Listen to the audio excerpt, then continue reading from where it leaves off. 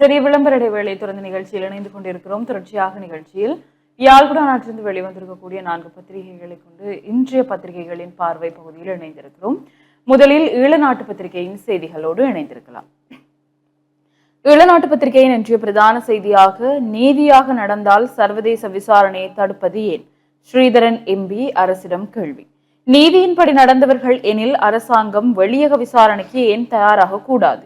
வெளியக விசாரணையை ஏன் தடுக்க வேண்டும்? இவ்வாறு கேள்விகளை எழுப்பியுள்ளார் இலங்கை தமிழரசு கட்சியின் யாழ் மாவட்ட பாராளுமன்ற உறுப்பினர் ஸ்ரீதரன் எம்பி என்று இந்த செய்தி காணப்படுகிறது. அதனைத் தொடர்ந்து ஏனைய முற்பக்க செய்திகளுக்குள்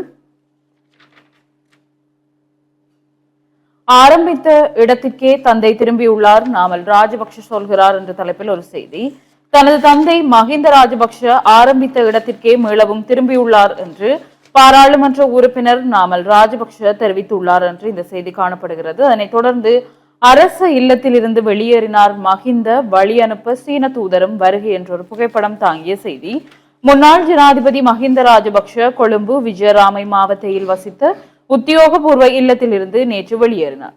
அவர் வெளியேறிய போது சீன தூதுவர் மற்றும் ராஜதந்திரிகள், அரசியல்வாதிகள், ஆதரவாளர்கள் என பலர் அவர்களின் இல்லத்தில் கூடியிருந்தனர். மஹிந்த ராஜபக்ஷ உத்தியோகபூர்வ வீட்டில் இருந்து வெளியேறுகிறார் என்ற தகவல் பரவியதை அடுத்தே அவர்கள் அங்கு கூடியிருந்தனர். அங்கிருந்து வெளியேறிய அவர்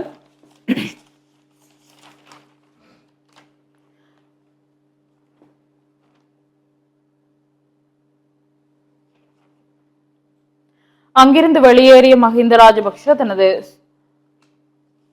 அவ்வாறு இந்த செய்தி தொடர்ந்து செல்கிறது. இதனைத் தொடர்ந்து ஏனைய முற்பக்க செய்திகளுக்குள் மஹிந்தவிற்கு வீடு வழங்க தமிழர் ஒருவரும் தயார் என்ற தலைப்பில் ஒரு செய்தி. முன்னாள் ஜனாதிபதி மஹிந்த ராஜபக்ஷவிற்கு கொழும்பில் வீடு வழங்க தமிழர் ஒருவர் உட்பட 4 பேர் ஏற்கனவே முன்வந்துள்ளனர் என்று முன்னாள் ராஜாங்க அமைச்சர் லக்ஷ்மண் ஜாப்பா அபேவர்த்தன தெரிவித்துள்ளார் என்று இந்த செய்தி காணப்படுகிறது. சந்திரசேகருக்கு சவால் விடுத்த அர்ச்சுனா என்ற ஒரு செய்தியும், குழப்பங்களால் 10 நிமிடம் ஒத்திவைக்கப்பட்டது சபை, தகாத சொல்லை பிரயோகித்த சபை முதல்வர் என்ற தலைப்பில் ஒரு செய்தியும், போதைப் பொருட்களுடன் இளைஞர்கள் 2 கைது என்ற ஒரு செய்தி. நான் முதல்வரானால் அனுரவிற்கு முன்னதாக கச்சதீவு செல்வேன், நாம் தமிழர் சீமான் சொல்கிறார். நான் முதலமைச்சராக தெரிவானால் இலங்கை ஜனாதிபதி அனுரகுமார் திசாநாயக்க வர முன்னர் நான் கச்சதீவில் வந்து நிற்பேன் என்று நாம் தமிழர் கட்சியின் ஒருங்கிணைப்பாளர் சீமான் தெரிவித்துள்ளார். கச்சதீவு எமது சொத்து, அதைத்தான் முதலமைச்சராக தெரிவானதும் நிச்சயமாக மீட்டெடுப்பேன் என்று அவர் கூறினார் என்று இந்த செய்தி காணப்படுகிறது. உள்நாட்டு பொறிமுறையில் பொறுப்பு கூறலுக்கு தயார், மனித உரிமைகள் ஆணையிடம் மீளவும் தெரிவித்தது இலங்கை என்ற புகைப்படம் தாங்கிய செய்தி ஈழநாட்டு பத்திரிகையின் முற்பக்க செய்தியாக இருக்கிறது. அதனைத் தொடர்ந்து உட்பக்க செய்திகளுக்குள் முடிந்தால் எனக்கு எதிராக சட்ட நடவடிக்கை எடுங்கள், சுமந்திரனுக்கு சுகாஸ் சவால். சுமந்திரனை நோக்கி சில கேள்விகளை தொடுத்துள்ள தமிழ் தேசிய மக்கள் முன்னணியின் ஊடக பேச்சாளர் கனகரத்தினம் சுகாஸ், அவை தவறாக இருந்தால் தனக்கு எதிராக சட்ட நடவடிக்கை எடுக்குமாறு சுமந்திரனுக்கு சவால் விடுத்துள்ளார் என்று இந்த செய்தி தொடர்ந்து செல்கிறது. தொடர்ச்சியான புகைப்படம் தாங்கிய செய்திகளாக எல்ல விபத்தில் உயிரிழந்தவர்களுக்கு வவுனியா மாநகர சபையில் அஞ்சலி என்ற செய்தியும், வனவள திணைக்களத்தின் ஏற்பாட்டில் மண்டதீவில் நிலங்கள் தூய்மையாக்கல் என்றவாறு இந்த செய்திகள் புகைப்படம் தாங்கியவாறு காணப்படுகிறது. தொடர்ச்சியாக குடும்பசிட்டியில் வாழ்விட்டு இளம் குடும்பஸ்தர் படுகாயம் என்ற ஒரு செய்தியும், மன்னார் நகர சபையால் வடிகால் சுத்தப்படுத்தல் என்ற தலைப்பில் ஒரு செய்தி இங்கு பிரசுரிக்கப்பட்டிருக்கிறது. கட்டமிடப்பட்ட செய்தியாக கர்ப்பவதிகளுக்கு உணவு பொதி, போசாக்கு மட்டம் குறைவாக உள்ள 1,60,200 கர்ப்பவதி தாய்மார்களுக்கு 5,000 ரூபாய் பெறுமதியான உணவுப் பொதிகள் வழங்குவதற்கான வேலை திட்டம் ஒன்றை முன்னெடுத்துள்ளதாக சிறுவர் மற்றும் மகளிர் விவகார அமைச்சர் சரோஜா சாவித்ரி போல்ராஜ் தெரிவித்தார். பெண் தலைமைத்துவ குடும்பங்களில் நிலவும் பிரச்சனைகளை கருத்தில் கொண்டு இந்த தீர்மானம் எடுக்கப்பட்டுள்ளது என்று அவர் பாராளுமன்றத்தில் தெரிவித்தார் என்று இந்த செய்தி காணப்படுகிறது. ஐஸ் போதைப் பொருள் ரசாயனம் பாணந்துறை நிலங்கவுக்கே சொந்தமாம் என்ற தலைப்பில் ஒரு செய்தியும் இங்கு பிரசுரிக்கப்பட்டிருக்கிறது. தொடர்ச்சியாக யாழில் சிறுவன் உட்பட 4 பேர் ஹெரோயின் போதையுடன் கைது என்ற ஒரு செய்தி. வவுனியா மாநகர சபை மக்கள் விரோத மண் கொள்ளை சபையாக மாறி வருகிறது என்ற தலைப்பில் ஒரு செய்தியும் இங்கு காணப்படுகிறது. தொடர்ச்சியாக நாமலுக்கு எதிராக நீதிமன்றில் வழக்கு தாக்கல் செய்யப்படும் பிரதி அமைச்சர் சுனில் வட்டக்கல. பொதுஜன பெரமுனவின் தேசிய அமைப்பாளரும் பாராளுமன்ற உறுப்பினருமான நாமல் ராஜபக்ஷ தனக்கு எதிராக 1 பில்லியன் ரூபாய் இழப்பீடு கோரி மானநஷ்ட வழக்கு தாக்கல் செய்துள்ள நிலையில் அதற்கு பதில் வழங்க தாம் தயாராக உள்ளதாக பொதுமக்கள் பாதுகாப்பு பிரதி அமைச்சர் சுனில் வட்டக்கல தெரிவித்துள்ளார் என்று இந்த செய்தி காணப்படுகிறது. இலங்கை நேபாளம் இடையிலான விமான சேவை மீண்டும் ஆரம்பம் என்ற செய்தியும், துப்பாக்கிச்சூட்டு முயற்சியை முறியடித்த போலீசார் என்ற செய்திகளும் இங்கு காணக்கூடியதாக இருக்கிறது. அரசியலில் இருந்து ஓய்வு பெறவில்லை சொல்கிறார் சமல் ராஜபக்ஷ. நான் அரசியலில் இருந்து ஓய்வு பெறவில்லை, தற்போது நடப்பவற்றை உன்னிப்பாக அவதானித்து வருகிறேன் என்று முன்னாள் சபாநாயகர் சமல் ராஜபக்ஷ தெரிவித்துள்ளார் என்று இந்த செய்தி காணப்படுகிறது. மனித புதைகுழி விடயத்தில் அரசாங்கம் உரிய ஒத்துழைப்பு, நீதி அமைச்சர் ஹர்ஷன உறுதி என்றொரு செய்தி. குருக்கள் மடம் மனித புதைகுழி விடயத்தில் அரசாங்கம் தேவையான முழு ஒத்துழைப்புகளையும் வழங்கும் என்று நீதி அமைச்சர் ஹர்ஷன நாணயக்கார தெரிவித்துள்ளார் என்று இந்த செய்தி காணப்படுகிறது. அதனைத் தொடர்ந்து மலையக அதிகார சபை மூடப்படாது, மனோ எம்பியிடம் அமைச்சர் உறுதி என்ற செய்தியும், மத்தியஸ்த சபை அங்கத்தவர்களை தெரிவு செய்ய நேர்முக பரீட்சை என்ற ஒரு புகைப்படம் தாங்கிய செய்தி. அம்பாறை மாவட்டம் கல்முனை, சாய்ந்தமருது, சம்மாந்துறை பிரதேச செயலகத்திற்குட்பட்ட மத்தியஸ்த சபைகளுக்கான புதிய அங்கத்தவர்களை தெரிவு செய்வதற்கான நேர்முக பரீட்சை பிரதேச செயலக கட்டிடத்தில் நேற்று முன்தினம் நடைபெற்றது என்று இந்த செய்தி காணப்படுகிறது. குருக்கள் மடத்தில் மனித புதைகுழி, நீதிபதி உள்ளிட்ட அதிகாரிகள் ஆய்வு. 1990ஆம் ஆண்டு புனித ஹஜ் யாத்திரை முடிந்த பின்னர் கல்முனை வழியாக காத்தான்குடிக்கு பயணம் செய்த முஸ்லிம்கள் ஆயுததாரிகளால் இடைமறிக்கப்பட்டு குருக்கள் மடத்தில் கொலை செய்யப்பட்ட சம்பவத்துடன் தொடர்புடைய வழக்கு விசாரணை நேற்று வியாழக்கிழமை களுவாஞ்சிக்குடி நீதவான் நீதிமன்றத்தில் விசாரணைக்காக எடுத்துக் கொள்ளப்பட்டது. இதன்போது உடல்கள் புதைக்கப்பட்டதாக அடையாளப்படுத்தப்பட்டுள்ள இடத்தை நீதிபதி ரஞ்சித் குமார் முன்னிலையில் தொல்பொருள் திணைக்களத்தினர், சட்டத்தரணிகள், மண்முனை தென்னெருவில் பற்று பிரதேச செயலாளர், பிரதேச சபை தவிசாளர், போலீசார், காணாமல் ஆக்கப்பட்டவர் பற்றிய அலுவலக அதிகாரிகள், சட்ட வைத்திய நிபுணர்கள், தடயவியல் போலீசார், உதவி போலீஸ் அத்தியட்சர்கள் உட்பட பலரும் பார்வையிட்டனர் என்று இந்த செய்தி தொடர்ந்து செல்கிறது. இதனைத் தொடர்ந்து ஈழநாட்டு பத்திரிகையின் இறுதி பக்க செய்திகளுக்குள், ஈஸ்டர் தாக்குதல் விசாரணைக்கு அரசாங்கமே தடை ஏற்படுத்தியது திசா அத்தநாயக்க குற்றச்சாட்டு. ஏப்ரல் 21ஆம் தேதி விசாரணைகளை வெளிப்படை தன்மையுடன் முன்னெடுப்பதற்கு அரசாங்கமே தடையை ஏற்படுத்தி இருப்பதாக ஐக்கிய மக்கள் சக்தியின் தேசிய அமைப்பாளர் திசா அத்தநாயக்க தெரிவித்துள்ளார் என்று இந்த செய்தி காணப்படுகிறது.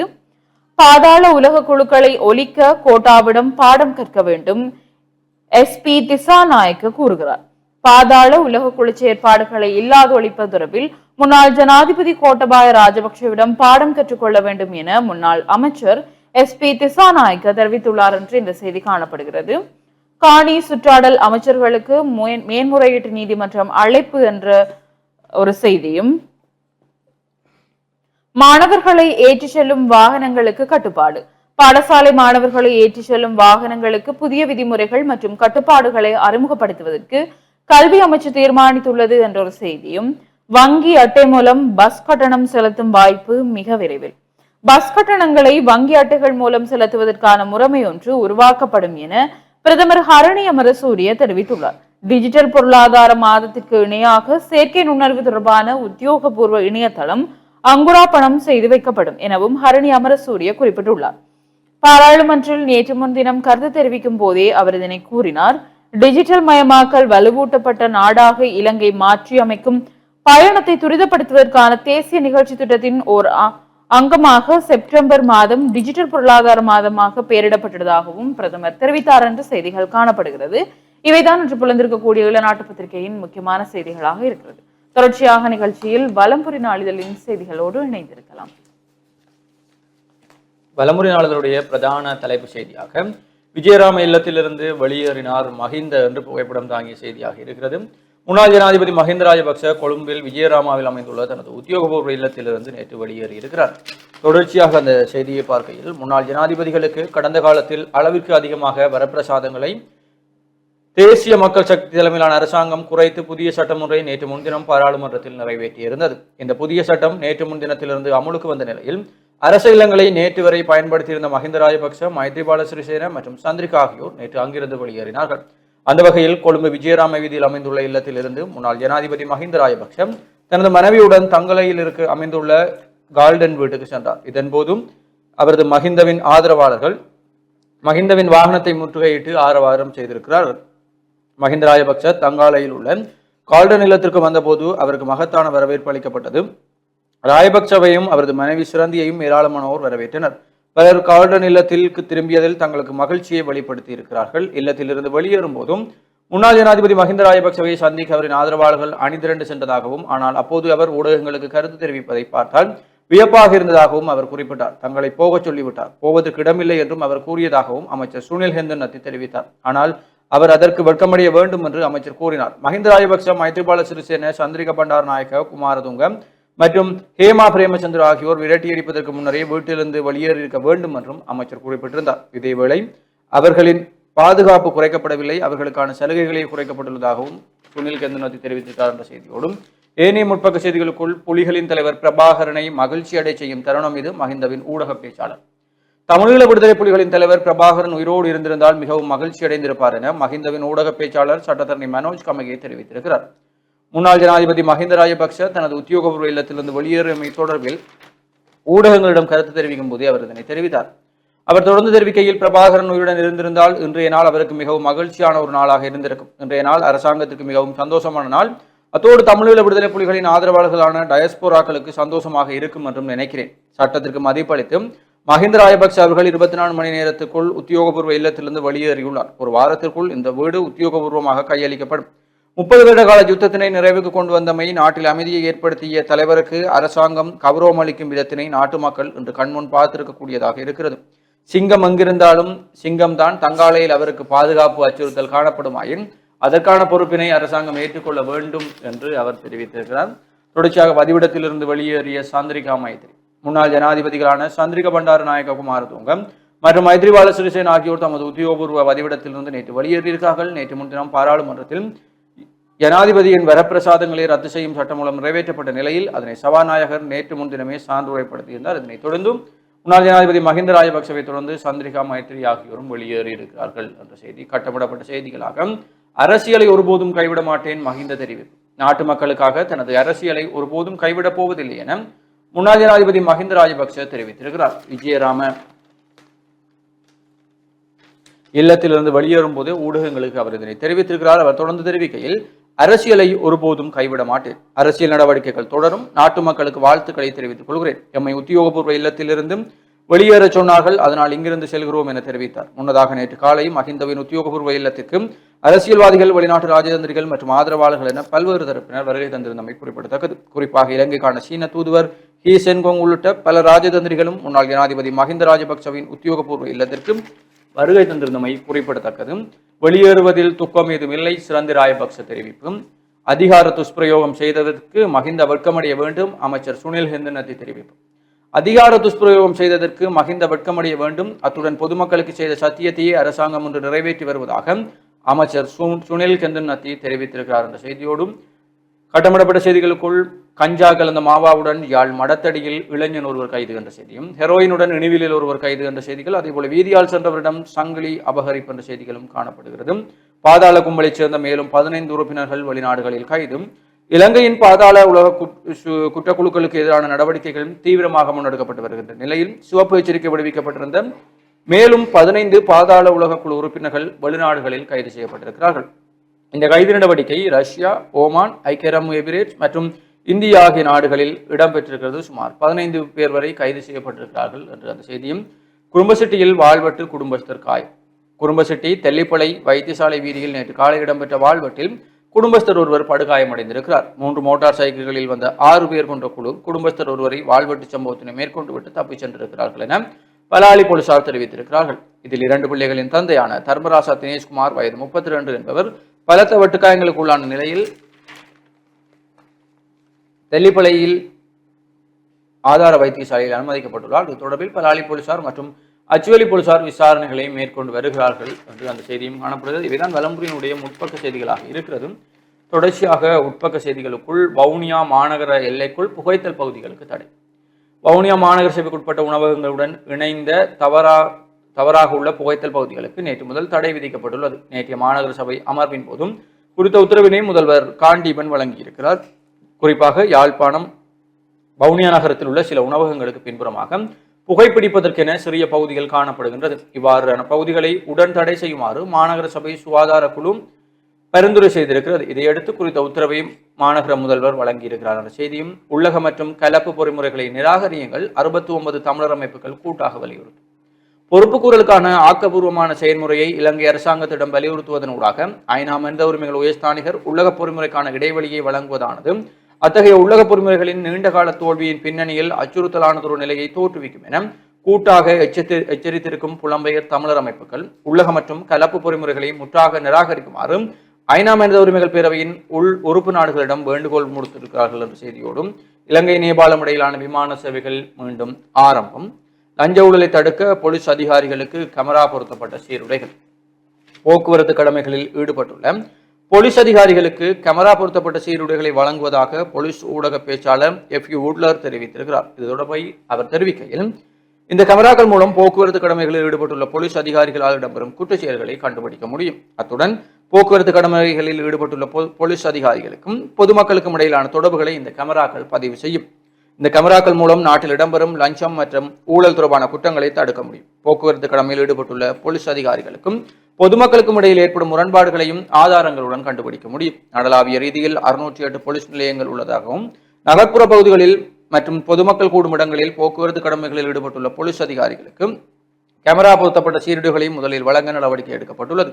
இந்த கேமராக்கள் போலீஸ் அதிகாரிகளின் கடமைகளை கண்காணிக்க மிகவும் உதவும். போலீஸ் அதிகாரிகளால் இடம்பெறும் குற்றச்செயல்கள், சட்டவிரோத கைது நடவடிக்கைகள் தொடர்பில் கிடைக்கப்பெறும் முறைப்பாடுகளின் எண்ணிக்கை அதிகரித்துள்ளதால் கேமரா பொருத்தப்பட்டுள்ள சீருடைகளை வழங்க உள்ளதாக போலீஸ் ஊடக பேச்சாளர் தெரிவித்திருக்கிறார் என்ற செய்தியும், விளையாட்டு செய்திகளுக்குள் தேசிய மட்ட தடகளத்தில் வடமாகாண வீரர்கள் சாதனை என்ற புகைப்படம் தாங்கிய செய்தி, ஆசிய கண கிரிக்கெட் தொடரில் முதல் வெற்றியை ருசித்தது ஆப்கானிஸ்தான் என்ற செய்தியும், உலக கிண்ண கிரிக்கெட் தொடர் அடுத்த வருடத்தில் ஆரம்பம், அதே போல இலங்கையின் 49வது தேசிய விளையாட்டுப் போட்டியில் முல்லைத்தீவு மாவட்டம் சார்பாக பங்கு பெற்றி சாதனை படைத்த மாணவர்களை கௌரவிக்கும் நிகழ்வு முல்லைத்தீவு மாவட்ட செயலகத்தில் இடம்பெற்றது. இதில் குத்துச்சண்டை போட்டியில் தங்கம் வென்ற வீராங்கனையான யஸ்மிதா, அதே போட்டியில் வெண்கலம் வென்ற வீராங்கனை அதுர்சனா மற்றும் கடினப்பந்து போட்டியில் வடமாகாண அணி சார்பில் பங்கு பெற்றிய வீரர் அஞ்சியன் ஆகியோர் இவ்வாறு கௌரவிக்கப்பட்டிருக்கிறார்கள் என்று அவர்களுடைய புகைப்படம் பிரசுரிக்கப்பட்டிருக்கிறது.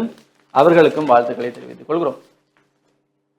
தொடர்ச்சியாக வேர்முகங்கள் நூல் வெளியிடும் தமிழ் தேசிய பசுமை இயக்கத்தின் தலைவர் ஐங்கரநேசனின் வேர்முகங்கள் நூல் வெளியிடப்பட்டிருக்கிறது என்ற செய்தியும், ஆவரங்காலில் விபத்து, ஒருவர் படுகாயம் என்ற செய்தியும், வெளிநாட்டு செய்திகளுக்குள் உலகின் மிக பெரும் செல்வந்தர் பட்டத்தை இழந்தார் எலான் மஸ்க் என்ற செய்தியும், மேக்ரோன் அரசிற்கு எதிராக பிரான்சில் மக்கள் போராட்டம், கட்டடங்கள் வாகனங்களுக்கு தீ வைப்பு, 250 பேர் கைது, 80,000 போலீசார் குவிப்பு என்ற செய்தியும், ட்ரம்பின் நம்பகமான நண்பர் துப்பாக்கி சூட்டில் உயிரிழப்பு என்ற செய்தியும், நீண்ட காலத்தின் பின்னர் மன்னர் சார்ல்ஸுடன் இளவரசர் ஹாரி சந்திப்பு என்ற செய்திகளும் வெளிநாட்டு செய்திகளுக்குள் இருக்கிறது. தொடர்ச்சியாக உள்நாட்டு செய்திகளுக்குள் வீதிகளில் உலர வைக்கப்பட்டுள்ள மீன்பிடி விலைகள் மன்னார் நகர சபையால் அகற்றம் என்ற செய்தி, அதேபோல் ஒரு தொகுதி மாற்றுச்சியுடன் 3 பேர் கைது, புலமை பரிசில் பரீட்சை பெறுபவர்கள் என்று யாழ்ப்பாணம் கொக்குவில் ஸ்ரீ ராமகிருஷ்ணா வித்தியாசாலையினுடைய பெறுபவர்கள் பிரசுரிக்கப்பட்டிருக்கிறது.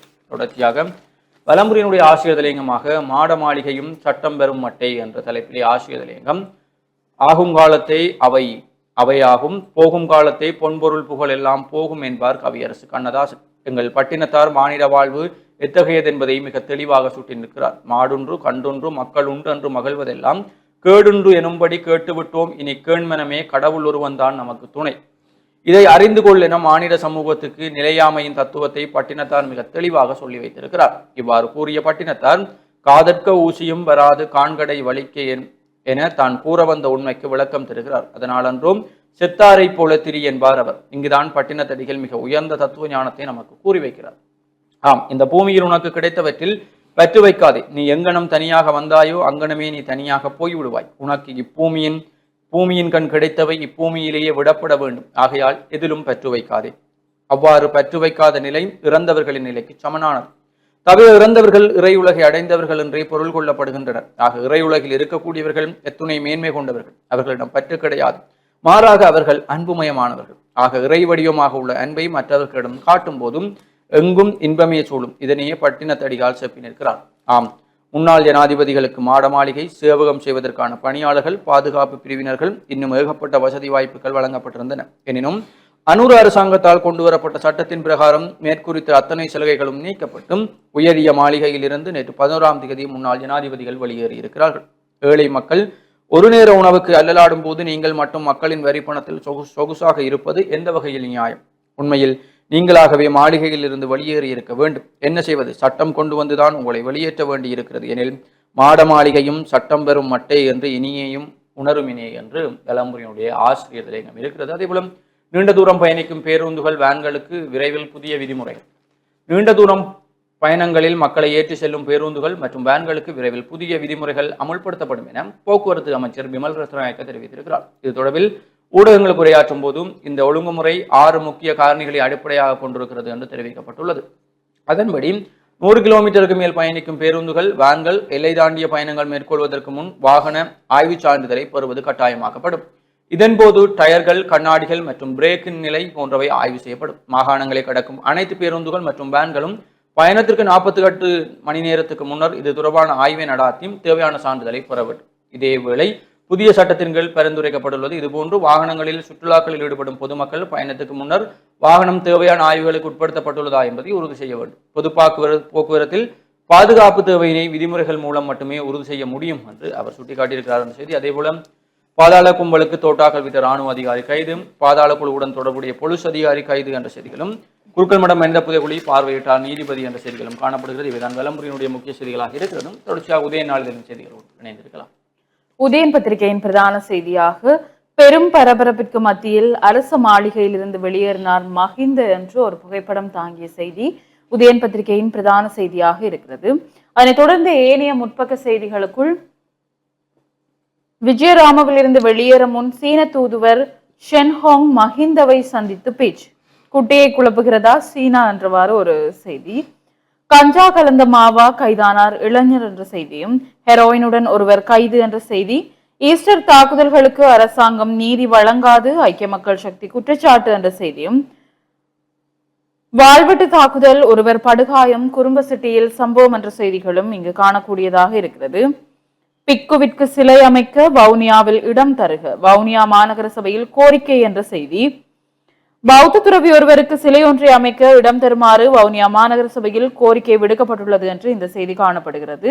பாதுகாப்பு பிரதி அமைச்சருக்கு எதிரான நம்பிக்கையில்லா பிரேரணையை விசாரணைக்கு எடுப்பது அவசியம். எதிர்க்கட்சிகள் நேற்று அமளி என்ற செய்திகள் உதயன் பத்திரிகையின் முற்பக்க செய்திகளாக இருக்கிறது. அதனைத் தொடர்ந்து முச்சந்தி முரளி அவர்களுடைய கருத்தாக, பிச்சைக்காரன் புன்னை காட்டி உழைக்கிற மாதிரி இவையும் வீட்டை விட்டு கலைச்சதை வச்சு லாபம் பார்க்க போயினும் கண்டியலோ என்று அவருடைய கருத்து இருக்கிறது. இவை உதயன் பத்திரிகையின் முற்பக்கத்தில் பிரசுரிக்கப்பட்டிருப்பவை.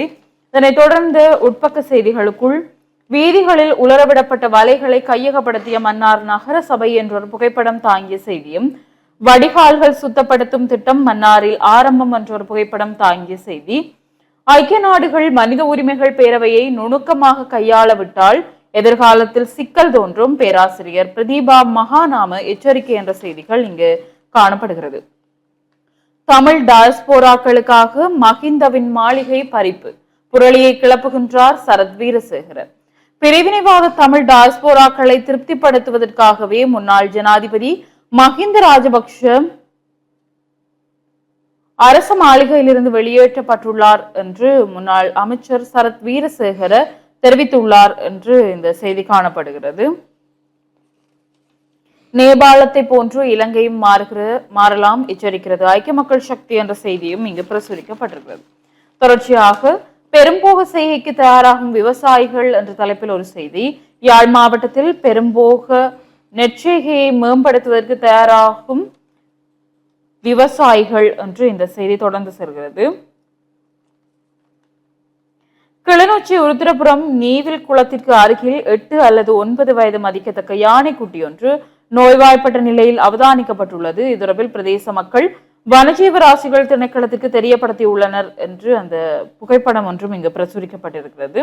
தொடர்ச்சியாக தொழில் முயற்சியாளர்களுக்கு வங்கிக் கடன் குறித்து விளக்கம் என்ற ஒரு புகைப்படம் தாங்கிய செய்தியும், மண்டுவிலில் சிக்குன் குனியா என்ற தலைப்பில் ஒரு செய்தியும் இங்கு காணக்கூடியதாக இருக்கிறது. உதயன் பத்திரிகையின் ஆசிரியர் தலையங்கமாக இனியும் வேகாது இனவாத பருப்பு என்ற தலைப்பில் இந்த ஆசிரியர் தலையங்கம் காணப்படுகிறது. முன்னாள் ஜனாதிபதிகளுக்கான வரப்பிரசாதங்களை நீக்கும் சட்டவரைவு நாடாளுமன்றத்தில் நிறைவேற்றப்பட்டு சட்டமாக்கப்பட்டுள்ள நிலையில் நாட்டின் முன்னாள் ஜனாதிபதிகள் இதுவரை காலமும் அனுபவித்து வந்த சலுகைகள் இல்லாது போயிருக்கின்றன. அதன் ஒரு அங்கமாக முன்னாள் ஜனாதிபதி மஹிந்த ராஜபக்ஷ, மைத்ரிபால ஸ்ரீசேன, சந்திரிகா குமாரதுங்க ஆகியோர் தங்களின் அரச இல்லங்களில் இருந்து வெளியேற வேண்டிய நிர்பந்தம் ஏற்பட்டிருக்கிறது. நாட்டின் பொருளாதார நிலைமையில் முன்னாள் ஜனாதிபதிகளுக்கு பெரும் தொகை அரச நிதி செலவிடப்படுவது ஏற்புடையது அல்ல என்ற நிலைப்பாட்டில் தற்போதைய அரசாங்கம் இந்த தீர்மானத்தை எடுத்திருந்த போதும் அது ஓர் அரசியல் பழிவாங்கல் என்பதாகவே முன்னாள் ஜனாதிபதிகளின் தரப்பில் இருந்து கருத்துக்கள் விதைக்கப்படுகின்றன என்று இந்த செய்தி தொடர்ந்து செல்கிறது. தொடர்ச்சியாக நில நிர்வகிப்பு தேசிய திட்டத்தை உருவாக்க கோரி மனு தாக்கல் என்ற செய்தி இங்கு காணக்கூடியதாக இருக்கிறது. அரசியல் நோக்கத்திற்காகவே முன்னாள் உறுப்பினர் கைது, பெரமுன குற்றச்சாட்டு என்ற செய்தியும், மோசடியாளர்களை காக்கவே எதிர்க்கட்சிகள் ஒன்றிணைவு, அமைச்சர் வசந்த சமரசிங்க குற்றச்சாட்டு என்ற செய்திகளும் இங்கு காணக்கூடியதாக இருக்கிறது. அடிப்படை சட்டங்களை கல்வியில் இணையுங்கள், லஞ்ச ஊழல் தொடர்பான விசாரணை ஆணைக்குழுவின் தலைவர் பரிந்துரை என்றொரு செய்தி. சட்டத்தை மதிக்கும் சமூகம் தோற்றம் பெற வேண்டுமானால் நாட்டு மக்கள் அனைவரும் சட்டம் தொடர்பில் முதலில் அறிந்து கொள்ள வேண்டும். அடிப்படை சட்டத்தை பாடத்திட்டத்திற்குள் உள்ளடக்கினால் சிறந்த சமூகத்தை உருவாக்க முடியும் என்று லஞ்ச ஊழல் தொடர்பான விசாரணை ஆணைக்குழுவின் தலைவர் ரங்க திசாநாயக்க தெரிவித்துள்ளார் என்று இந்த செய்தி காணப்படுகிறது. சட்டவிரோத மீன்பிடி முறைகளுக்கு இந்த வருடத்துடன் முற்றாக தடை என்ற செய்தியும் இங்கு காணக்கூடியதாக இருக்கிறது. அதனைத் தொடர்ந்து இறுதிப்பக்க செய்திகளுக்குள் டெவனியச 2025 வர்த்தக கண்காட்சி என்ற ஒரு செய்தியும், புத்தகங்களின் சங்கமம், ஸ்பேஸ் ஃபெஸ்ட் கண்காட்சி என்ற செய்திகளும் இங்கு காணக்கூடியதாக இருக்கிறது. இவைதான் உதயன் பத்திரிகையின் செய்திகளாக இருக்கிறது. தொடர்ச்சியாக தினக்குரல் நாளிதழின் செய்திகளோடு இணைந்திருக்கலாம். தினக்குரல் நாளிதழுடைய பிரதான தலைப்பு செய்தியாக, அரச இல்லங்களிலிருந்து வெளியேறிய முன்னாள் ஜனாதிபதிகள், மக்களுக்கு கொடுத்த வாக்கு நிறைவேறியது, அரசாங்கம் புலகாங்கிதம். மஹிந்தவை சந்தித்து பேசிய சீன தூதுவர் விரட்டுவதற்கு முன் வெளியேறியிருக்கலாம், சுனல் ஹிந்தினெத்தி தெரிவிப்பு என்ற செய்தி பிரதான தலைப்பு செய்தியாக இருக்கிறது. அது புகைப்படம் தாங்கிய செய்தியாகவும் இருக்கிறது. அதேபோல அரசியலில் இருந்து ஓய்வு பெற மாட்டேன், அரச இல்லத்திலிருந்து விடைபெற்ற போது மஹிந்த தெரிவிப்பும். தமிழீழ விடுதலை புலிகளின் தங்கம் கப்பல்கள் எங்கே, ராஜபக்சக்கள் கூற வேண்டும். தமிழீழ விடுதலை புலிகளிடமிருந்து மீட்கப்பட்ட பணம் மற்றும் கப்பல்களுக்கு என்ன நடந்தது என ராஜபக்சக்கள் பதிலளிக்க வேண்டும் என கூறியிருக்கும் முன்னாள் இராணுவ தளபதி சரத் பொன்சேகா, கேபி என்கின்ற குமரன் பத்மநாதனிடம் இருந்த பணத்திற்கு என்ன நடந்தது என்ற உண்மையை வெளிக்கொணரப்பட வேண்டும் எனவும் கூறியிருக்கிறார். தொடர்ச்சியாக அந்த செய்தியை பார்க்கையில், இலங்கையில் தேடப்படும் நபர் ஒருவர் எம்மிடம் இருக்கிறார், குழு ஒன்றை அனுப்பினால் ஒப்படைக்கலாம் என மலேசியாவில் இருந்து நமக்கு தெரியப்படுத்தப்பட்டது. இதற்கமைய 4 அடங்கிய சிஐடி குழு அங்கு சென்றது. அக்குழுவுடன் மலேசியாவில் இருந்த குழு ஒன்றும் வந்ததும் கட்டுநாயக்கா விமான நிலையத்தில் திரையிறங்கிய பின்னரே கைது செய்யப்பட்டவர். கேபி என்கின்ற குமரன் பத்மநாதன் என்ற தகவல்களை அவர் வெளியிட்டனர்.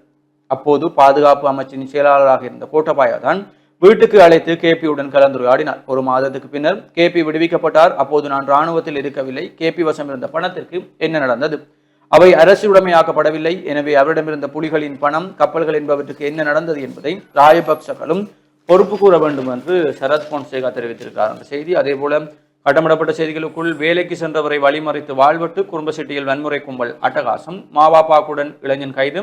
யாழ்ப்பாணம் மடத்தடி பகுதியில் கஞ்சா கலந்த மாவாவுடன் 18 வயதான இளைஞர் ஒருவர் கைது செய்யப்பட்டிருக்கிறார் என்று போலீசார் தெரிவித்திருக்கிறார்கள். 15 வயது சிறுமி மீது பாலியல் துஷ்பிரயோகம். டிக்டாக் மூலம் இளைஞர் ஒருவருடன் ஏற்பட்ட தொடர்பினால் 15 வயதான சிறுமி ஒருவர் பாலியல் துஷ்பிரயோகத்துக்கு உள்ளாக்கப்பட்ட சம்பவம் தொடர்பில் சாகவச்சேரி போலீஸ் நிலையத்தில் முறைப்பாடு பதிவு செய்யப்பட்டிருக்கிறது. குற்ற கும்பலை சேர்ந்த மேலும் 15 நபர்கள் கைது, நாட்டுக்கு அழைத்து வரும் நடவடிக்கை. அமெரிக்க வர்த்தக பிரதிநிதிகள் குழு ஜனாதிபதியுடன் சந்திப்பு, இருநாட்டு வர்த்தக ஒப்பந்தங்கள் குறித்து பேச்சு என்ற புகைப்படம் தாங்கிய செய்தி. உலக பொறிமுறைக்கான இடைவெளியை வழங்குவது பாதிக்கப்பட்ட தமிழ் மக்களின் நம்பிக்கையை பலவீனப்படுத்தும் என்ற செய்தியும்.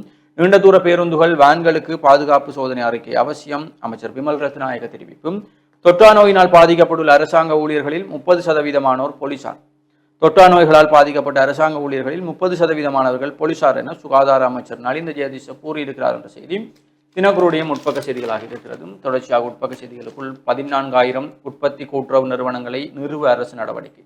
அமைச்சர் வசந்த சமரசிங்க தெரிவிப்பு. 3 வருடத்தில் 14,000 கிராம அலுவலர் பிரிவுகளை உள்ளடக்கி ஆயிரக்கணக்கான உற்பத்தி கூட்டுறவு நிறுவனங்களை நிறுவ நடவடிக்கை எடுப்போம் என வர்த்தகம், வாணிபம், உணவு பாதுகாப்பு மற்றும் கூட்டுறவு அபிவிருத்தி அமைச்சர் வசந்த சமரசிங்க தெரிவித்திருக்கிறார் என்ற செய்தியும் குரல் பதிப்பாக போதை மயமாகும் வடக்கு பாதை மாறும் இளைஞர்கள் என்ற தலைப்பிலே தினக்குரலுடைய குரல் பதிப்பு காணப்படுகிறது. எங்கே ஆரம்பித்தாரோ அங்கே திரும்பி விட்டார் நாமல் எம்பி உருக்கம் என்ற செய்திகளும், இறுதிப்பக விளையாட்டு செய்திகளுக்குள் கொழுன்றி பாய்தலில் வட்டுக்கோட்டை யாழ்ப்பாண கல்லூரி மாணவிகள் தங்கம் வள்ளி என்று அவர்களுடைய புகைப்படம் பிரசுரிக்கப்பட்டிருக்கிறது. அவர்களுக்கு வாழ்த்துக்களையும் தெரிவித்துக் கொள்கிறோம். 4.3 ஓவரில் இலக்கை எட்டிய UAE அணியை நசுக்கியது இந்தியா என்று புகைப்படம் தாங்கிய செய்தி. அதேபோல தேசிய மட்ட தட்டுதல் வவுனியா மத்திய மகாவித்தியாலய மாணவன் தங்கப்பதக்கம். மகளிர் உலகக்கிண்ண போட்டி சகல நடுவர்களும் பெண்கள் ICCயின் அதிரடி அறிவிப்பும். ஆசிய கிண்ணத்தில் இந்தியா சாதனை என்ற புகைப்படம் தாங்கிய செய்தி. இத்தாலியின் குரோபன் பிரியை கைப்பற்றினார் வெஸ்டோபன் என்ற செய்திகளும் விளையாட்டு செய்திகள் காணப்படுகிறது. இவைதான் தினக்குரலுடைய முக்கிய செய்திகளாகவும் இன்றைக்கு புலந்திருக்கக்கூடிய ஏனைய நாளிதழ்களுடைய முக்கிய செய்திகளாகவும் இருக்கிறது. தொடர்ந்து மனிதர்கள் நேயர்களே, சிறிய ஒரு விளம்பர இடைவேளைக்கு பிறகு மீண்டும் சந்திப்போம்.